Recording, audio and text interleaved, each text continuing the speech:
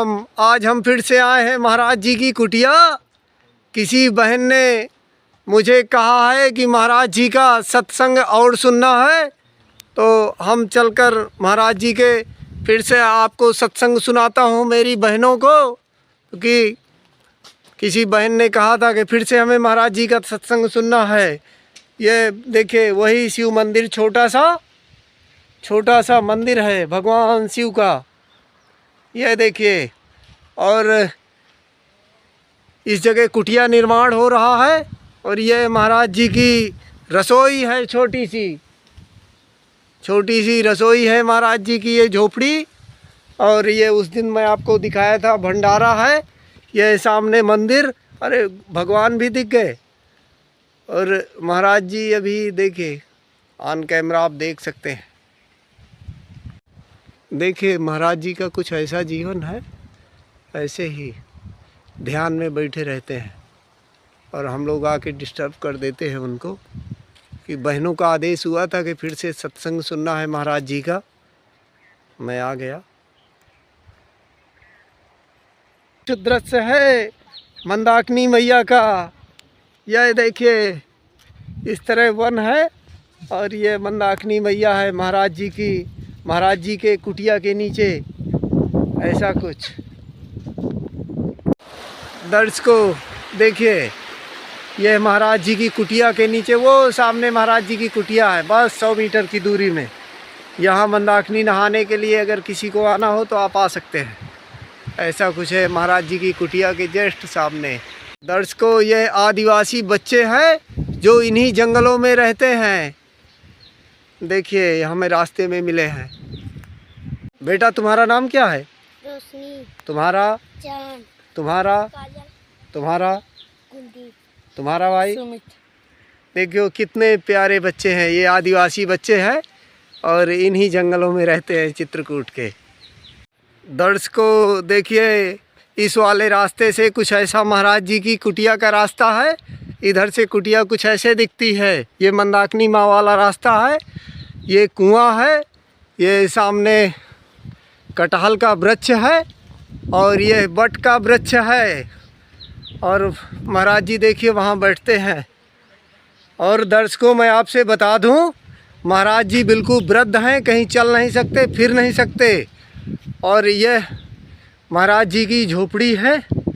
तो देखिए हमारे साधु संत चाहे जितनी भी तकलीफ़ में हो, किसी से कुछ मांग नहीं सकते, किसी से कुछ कहते नहीं वो।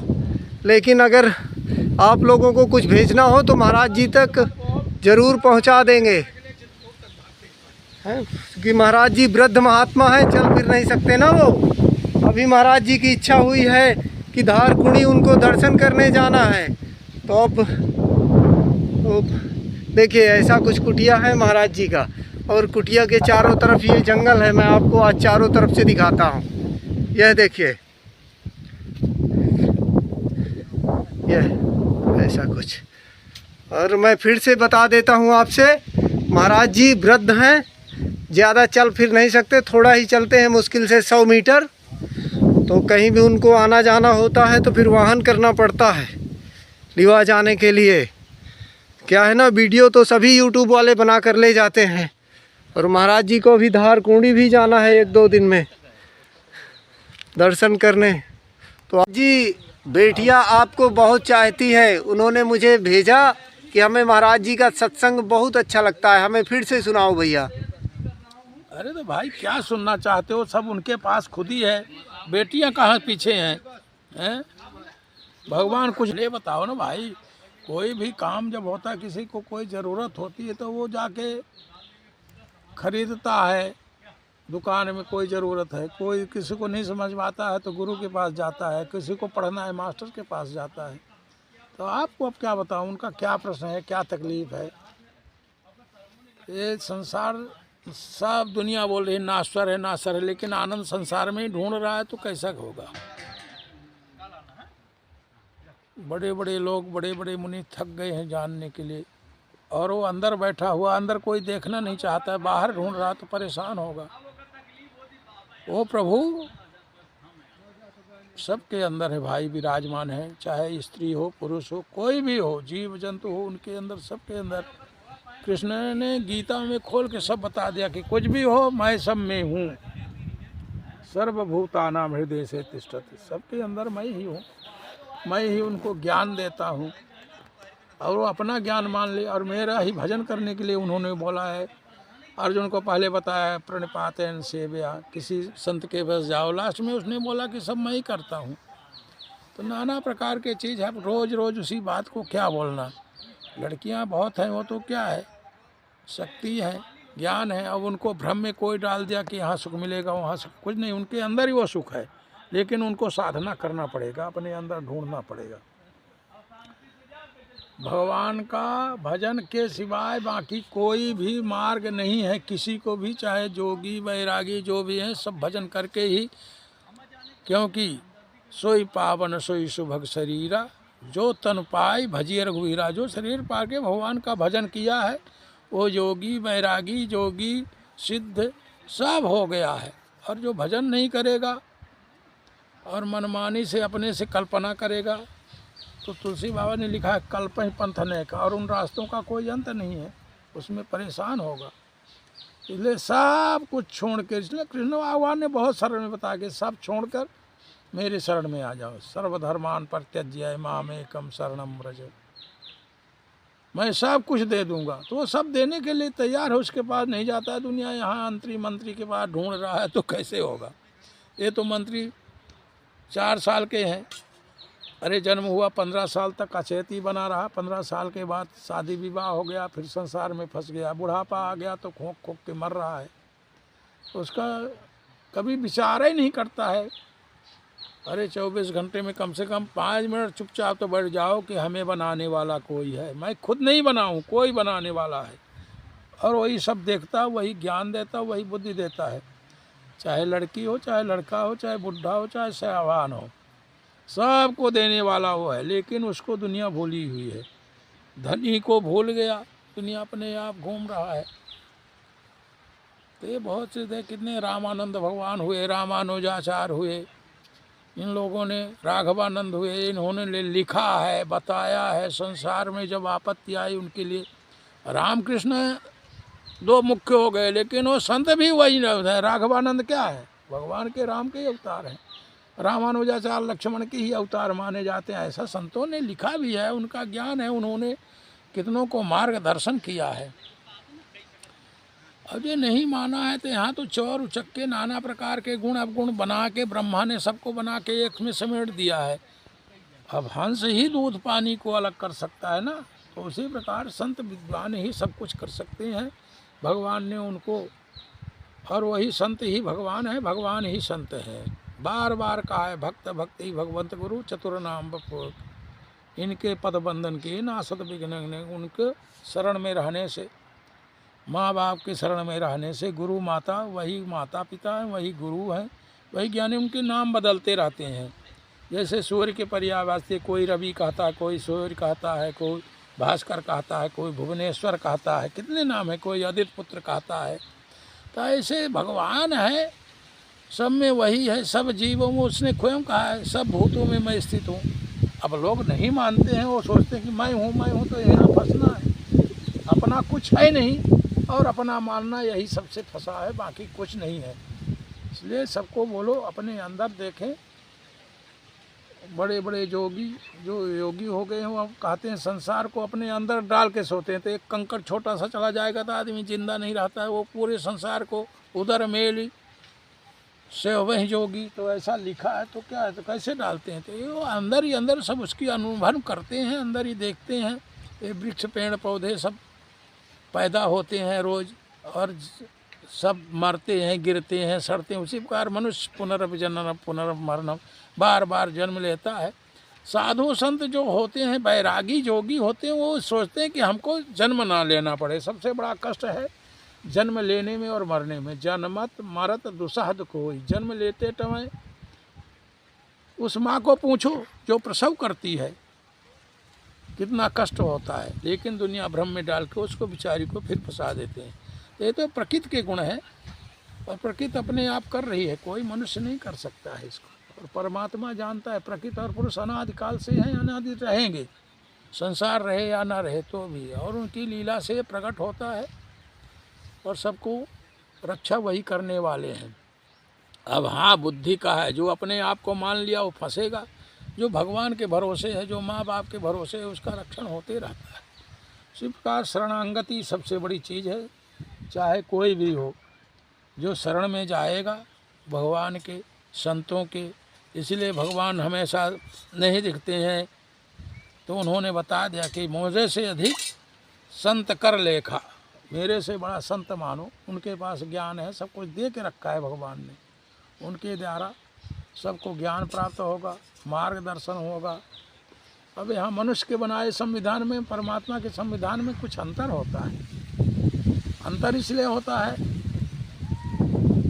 कि उसने कहा कि रघुकुल रीति सदा चल आई, प्राण जाई पर वचन, जो कुछ बोलेगा, जहाँ बोलेगा सत्य बोलेगा और उसको पालन करेगा। मनुष्य कोई बोल के पालन नहीं कर पाता है, कोई कितना ही बोले कि मैं ऐसा करूँगा, लेकिन वो पूरा नहीं कर पाता है। और परमात्मा का है कि नहीं, कि उनसे बोलेगा नहीं, और जो बोल दिया उसको प्राण जाए पर उसकी बात कट नहीं सकती। इसलिए वो परमात्मा है, पुरुषोत्तम है, मनुष्य वो नहीं कर सकता है। भले बोले कि हम करूँगा उसके प्लान में, हाँ वो तभी कर सकता है, उनकी कृपा से भले कर सकता है, बिना उनकी कृपा कुछ नहीं हो सकता है। संसार जानता है कि बिना उनके पत्ता नहीं डुलता है, लेकिन वो बोलता है मैं कर रहा हूँ, बन गया तो मैं करता हूँ, बिगड़ गया तो बोलेगा भगवान ने न बिगाड़ दिया। ऐसी उल्टी पुल्टी यहाँ रीत है, तो कौन पड़ेगा इस चक्कर में, हैं?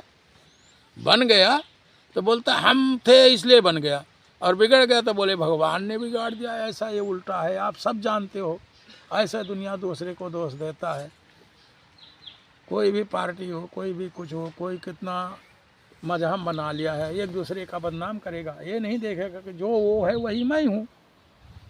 किसी महात्मा ने देखा और किसी संत गुरु ने देखा, तो मूर्ति जहाँ थी तहाँ वही महात्मा बैठे थे, यहाँ भी बैठे थे, तो फिर उसने बोला वही ये है और ये यो है। मतलब अब समझिए कितना शब्द छोटा है, ये वही है और वही ये है, मतलब वही परमात्मा यहाँ भी है, ये वहाँ भी है, या संत भी वहाँ है या यहीं है। तो दोनों देखने के लिए संत और भगवान की मूर्ति अलग अलग है, लेकिन वो एक ही था। और ऐसा कहना बहुत सरल है, लेकिन वो समझना उसके लिए बहुत दिन तक भाई तपस्या योग साधना करना पड़ेगा, ये संसार को छोड़ना पड़ेगा। साधु होना कोई सरल बात नहीं है, साधु होने के लिए पहले मरना पड़ता है। अब ये नहीं कि तुम शरीर से छूट गए हैं, मरने का मतलब है संसार का त्याग हो जाए, वही मरना है। और जब तक संसार का एक बाल बराबर भी हम लालच करेंगे, उसमें पहुँचेंगे कि ये मेरा है, तेरा है, ये ऐसा है, वो कुछ नहीं है, ये सब एक माया है। इसलिए बार बार कहा है कि जहाँ लगी मन जाई सो सब माया जानो, मन जहाँ तक जो भी दृष्टि जाती है सब माया का जाल है, बाकी कुछ नहीं है। मनुष्य रूपा ने कितने हजारों वर्ष तपस्या की है, तपस्या करने के बाद शंकर आए, ब्रह्मा आए, विष्णु आए। हमसे क्यों पूछते हो? रामायण में तुलसी ने लिख दिया, रजिस्टर कर दिया, उसको नहीं देखने के लिए तैयार लोग, या इधर दौड़ जाते, कोई इस गुरु के पास कुछ उस पर। अरे वहाँ क्या धरा है? सब उसने सब ने जो गुरु बन गए वो भगवान की भक्ति करके गुरु बन गए, संत बन गए। और जो शरण में नहीं आए हैं तो रावण, कंस, दुर्योधन, धृतराष्ट्र, कितने नाम है, तो दोनों के नाम है, भक्तों के भी नाम है, असंतों के भी नाम है। अब आपकी इच्छा है, वो आपके ऊपर निर्धारित है, आप कौन सा मार्ग चुनेंगे, किस रास्ते से चलना चाहेंगे। माँ की शरण में सुख है या संसार की। इसलिए कहीं भी देखो सबसे बड़ा नाम जो लड़की आप बोल रहे रहते हो, तो माँ के रूप में यही है, उसको माँ मानो। हैं? नहीं तो बहन बेटी तो कोई भी मानते हैं, लेकिन सबसे बड़ी माँ ही है। इसलिए माता रामो मत पिता रामचंद्रा सर्वस्व में दयालो, नान्यम जाने नैव जाने न जाने। माँ के अलावा वो परमात्मा स्वयं खुद राम ने कहा है कि करऊँ सदा तिन कई रखवारी, जिम बालक राखे महतारी। बस मैं उसकी माँ बन के रक्षा करता हूँ। जैसे बालक को अपनी माँ से प्यार रहता है, और बालक अपने माँ से प्यार करता है, माँ बालक की रक्षा करती है, उसी प्रकार भगवान के जो सर्वत है तो उसने रजिस्टर किया है कि करऊँ सदा तिन कई रखवारी। और जो राम को जानते ही नहीं, झगड़ा करते बैठे कि ढोल गमार पासनारी क्यों लिखा, ढोल गमार, तो वो फिर परेशान ही रहेगा, उसका मतलब नहीं समझेगा, अध्ययन नहीं करेगा। जो लड़का स्कूल कभी नहीं जाएगा तो पास होगा कभी? इसको तो रातों दिन भाई मेहनत करना पड़ेगा। जो समझ में नहीं आता है बार बार मास्टर से, गुरु से जाके पूछेगा, प्रश्न पूछेगा, ये चीज़ हमको समझ में नहीं, और बार बार वो समझने की कोशिश करेगा तब। नहीं तो मास्टर कितने बताएगा और वो सुनेगा नहीं, अपने मनमानी चलेगा, आलस करेगा, नींद करेगा, ये संसार में सुख भोगेगा, गाड़ी मोटर में, मोबाइल में, सब कितने जहर बनते जा रहे हैं, उसको अमृत मान रहा है लोग। दाल चावल के बराबर कोई भोजन नहीं है। रामायण में आया शादी के विवाह में राजा जनक यहाँ बारात कही गई राम का, तो उन्होंने सीधा बोला है क्या भोजन खिलाया था? सिर्फ दाल चावल पानी खिलाया है। सुपोदन सुरभि, सीधा लिखा है सुपोदन सुरभि। तो सुपोदन का मतलब वही होता है दाल चावल, और सुरभि मतलब कामधेनु गाय के घी था। अब नाना प्रकार के भोजन आप जाओ गिन सकते, हम तो नहीं गिन सकता भाई। आजकल कितने होटल में प्रकार के नाम बन गए हैं भोजन के, कोई 56 प्रकार, कोई 1000 प्रकार के बन जाते हैं। है एक ही चीज़, चना है, दुनिया उसका नाम चना कहती है, कहीं रहीला कहती है, महाराष्ट्र में हरभरा कहते हैं उसे। उस चने का चमत्कार देखो, कोई भी चीज़ है, लड्डू हो, कढ़ी हो, बेसन हो, भोजना है, कैसा भी है, उस चने का ही सब कमाल है। उसके नाना प्रकार के आइटम बनते हैं। उसी प्रकार ईश्वर एक है और उसकी लीला विस्तार, उसका माया, क्योंकि वो स्वयं तो बोलता है हम कुछ करता नहीं है, अकर्ता है। करता कौन है? क्योंकि उन्होंने जब तपस्या किया तो उन्होंने जब जन्म दिया, कही कि मैं तुमको देखना चाहता हूँ भाई। मनुष्य का प्रश्न क्या था? ब्रह्मा शंकर विष्णु तीनों गए और उनको वो स्वागत भी नहीं किया कि अच्छा कि आप आए बैठे, कुछ बोला ही नहीं गया। तब लास्ट में आकाशवाणी हो गई कि भाई क्या चाहते हो? तो बोला मैं, आप कौन हो? पहले मैं जानना चाहता हूँ। जब उन्होंने दर्शन दे दिया नील सरोवर और नीलमणि, तो साथ में वो शक्ति भी थी।